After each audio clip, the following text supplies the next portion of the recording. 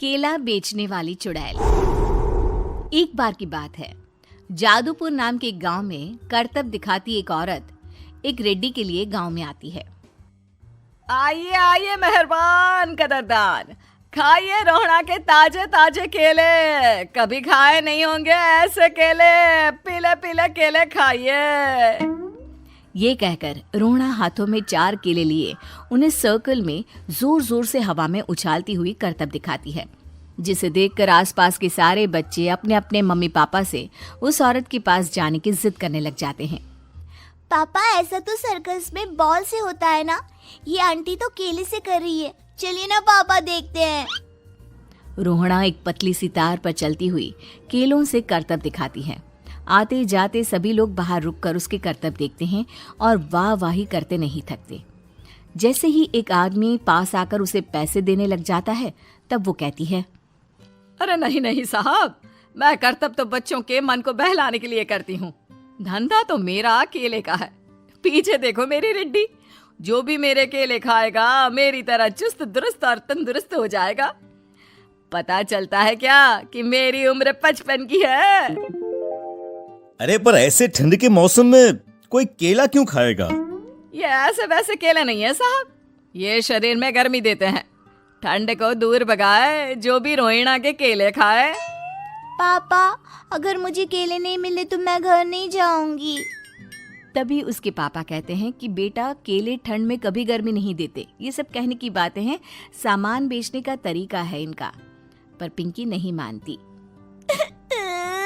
मैं केले खाऊंगी। पिंकी की जिद के आगे नत्थू हार जाता है और उसे केले खरीद कर दे देता है। पिंकी खुश होकर केले घर ले आकर खाती है।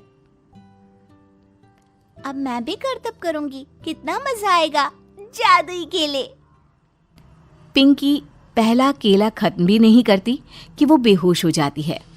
दूसरे केले से एक काला धुआं आता है और रोहड़ा चुड़ैल बनकर बाहर निकल आती है। मेरे भूतिया केले बच्चे न खाए, ऐसा हो ही नहीं सकता। जादूपुर वालों, कब तक बचोगे? आ गई हूं मैं रोहड़ा, जिसका कोई नहीं कर सकता सामना। रोहड़ा पिंकी को गोद में उठाकर काले धुएं में कहीं गायब हो जाती है। शाम के वक्त नत्थू घर लौटता है और पिंकी को घर में ना पाकर उसकी माँ से कहता है, माँ पिंकी कहाँ है? अरे बेटा, उसे तो तू सुबह करतब दिखाने ले गया था ना, फिर कहाँ वापस आए तुम दोनों? मुझे लगा तू उसे अपने साथ मंडी ले गया होगा। हे भगवान, मेरी बच्ची कहाँ गई? मैं उसे घर ही तो छोड़कर गया था माँ। नत्थू गांव के घर कोने में अपनी बेटी को ढूंढता है, पर उसे वो कहीं नहीं मिलती। परेशान होकर आखिर रो रो कर नत्थू हिम्मत हार कर घर लौट आता है।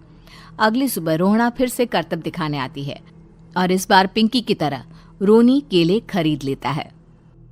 50 रुपए दिए थे पापा ने, सारे पैसों की मैंने केले खरीद लिए हैं।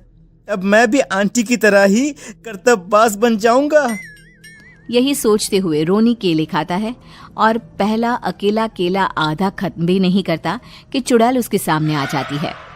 मेरे साथ चलने का समय आ गया है रोनी। ये तो बस शुरुआत है। अब इस गांव के सारे बच्चे धीरे धीरे मेरे कब्जे में होंगे, एक बच्चा भी नहीं बचेगा। ये कहकर रोनी को गोद में लेकर काले धुएं में अदृश्य हो जाती है। इसके बाद हर रोज गांव में से कोई ना कोई बच्चा गायब होता, पर ऐसा क्यों हो रहा है किसी को भी समझ में नहीं आ पा रहा था। रोज की तरह अपनी बेटी पिंकी की तलाश में नत्थू गांव के एक तालाब के पास बैठा रो रहा था। कहाँ गई मेरी पिंकी? शकुंतला के जाने के बाद एक वही तो मेरा सहारा थी।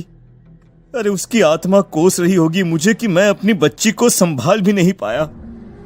नत्थू ये कहता हुआ रो ही रहा था कि तभी तालाब में से उसे शकुंतला की आवाज सुनाई देती है। कहाँ थी तुम शकुंतला? हमारी बच्ची और सारे गायब हुए बच्चे रोहड़ा के कब्जे में हैं। वो बच्चों को जो केले देती है उससे बच्चे बेहोश हो जाते हैं और उसके कब्जे में आ जाते हैं और वो उन्हें ले जाकर काली दुनिया में ले जाती है। पर वो ऐसा क्यों कर रही है? ये मैं नहीं जानती, पर उस दुनिया का रास्ता मैं आपको बता सकती हूँ।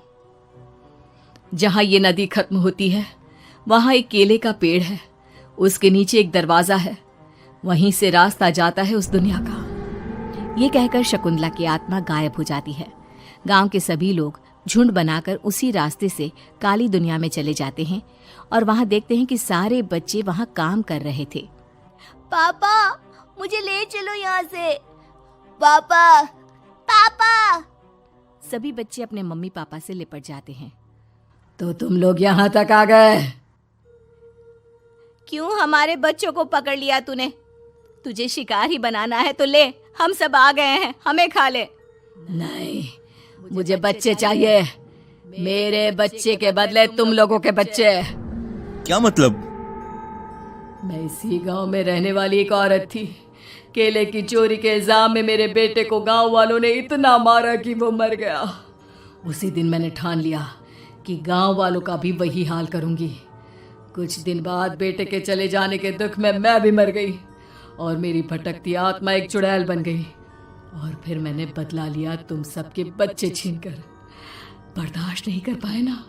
सोचो मुझ पर क्या बीती होगी। हमें माफ कर दो रोना। पता नहीं ये किसकी गलती थी, पर हम सभी माफी मांगते हैं। हमारी खुशियां लौटा दो, तुम भी तो एक माँ हो। गांव वालों की बात सुनकर रोना का मन पिघल जाता है और वो बच्चों को छोड़ देती है। उसके बाद काली दुनिया बच्चों के लिए जादुई दुनिया बन जाती है। अब कोई भी कभी भी वहां आ जा सकता था।